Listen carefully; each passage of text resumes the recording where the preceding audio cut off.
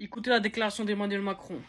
Dans le cadre d'une représaille par l'Iran, la France, compte tenu de ses emprises, et si elle était en situation de le faire, participerait aux opérations de protection et de défense d'Israël.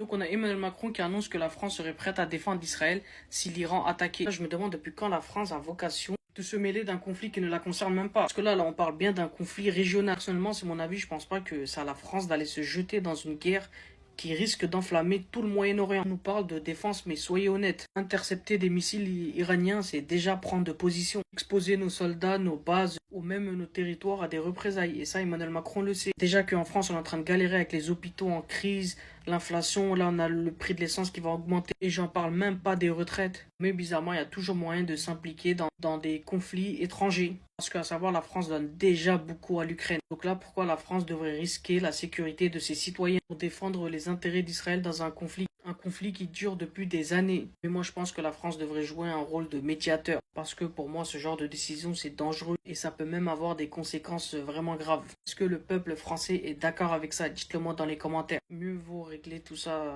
avec des négociations. Bref, partagez la vidéo et abonnez-vous. Les Israéliens sont en train de jouer leur survie, mais les Israéliens sont en train de défendre nos valeurs, sont en train de défendre également la sécurité de l'Occident et la sécurité de l'Europe. Parce que la menace nucléaire iranienne menace tout l'Occident.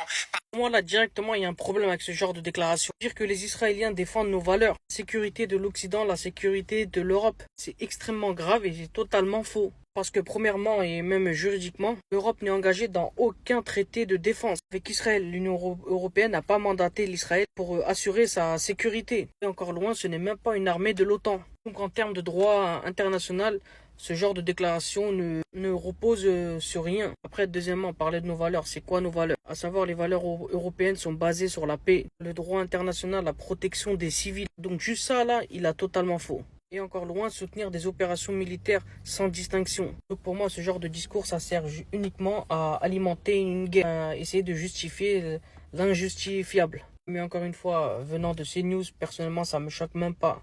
Parce que pour moi, l'Europe doit jouer le rôle de médiateur. En gros, défendre la paix, quoi. Pas des intérêts géopolitiques qui ne sont même pas les nôtres. Bref, dites-moi ce que vous en pensez. Est-ce que vous êtes d'accord avec ça et partagez la vidéo, abonnez-vous. Attention les amis, le média Cerfia FR qui s'est imposé sur les réseaux vient d'être racheté par le milliardaire de l'extrême droite Pierre-Édouard. Là, ce n'est même plus une rumeur, c'est confirmé, c'est officiel. Et à ce qui paraît, le monsieur a un projet qui s'appelle le projet Périclès. 150 millions d'euros pour promouvoir les idées de l'extrême droite. Même essayer d'influencer l'opinion publique. C'est même pas moi qui le dis, c'est marqué ici, vous pouvez le voir.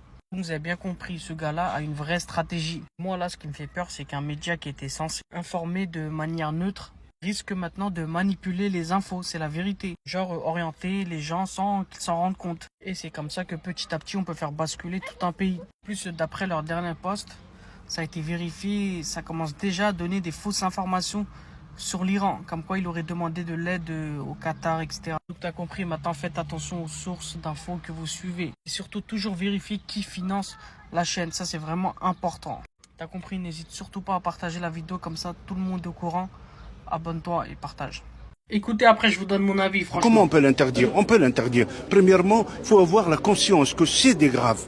Deuxièmement, aussi aider les musulmans à se libérer. Parce que si on libère les musulmans et l'islam des frères musulmans, on leur donne l'occasion de l'intégration, on leur donne l'occasion aussi l'intégration. Hassan Chalgoulmi nous dit qu'il faut aider les musulmans à se libérer. Tout ça, des frères musulmans pour mieux s'intégrer. Mais là, franchement, pour moi, il y a un problème et on va en parler. Pour moi, j'ai l'impression qu'il parle de l'islam comme si c'était un parti politique. Alors que loin de là, l'islam n'est pas une organisation ou même un mouvement politique. L'islam, c'est la foi de plus d'1 milliard de personnes dans le monde. Et chacun le vit à sa manière. Franchement, les frères musulmans, c'est juste un mouvement. Ils ont peut-être leurs idées, leurs programmes, mais ils ne représentent en rien tous les musulmans du monde. Parce que là, ce qu'il dit, là, réduire l'islam à un mouvement, c'est nous faire croire que l'islam appartient seulement à un groupe. Et franchement, si on veut vraiment parler d'intégration, ce n'est pas en libérant une religion des uns et des autres qu'on va aider, mais c'est en respectant la liberté de chacun. Bref, en tout cas, l'islam appartient à tous les musulmans et pas à un mouvement ou un parti ou un groupe.